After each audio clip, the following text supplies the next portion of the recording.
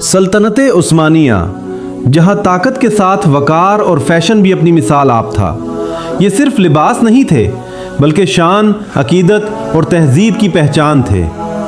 उस्मानी दरबार में सबसे नुमाया लिबास था काफ्तान रेशम, सोने और चांदी के तारों से बना लंबा चुगा जो बादशाहत और रुतबे की अलामत समझा जाता था।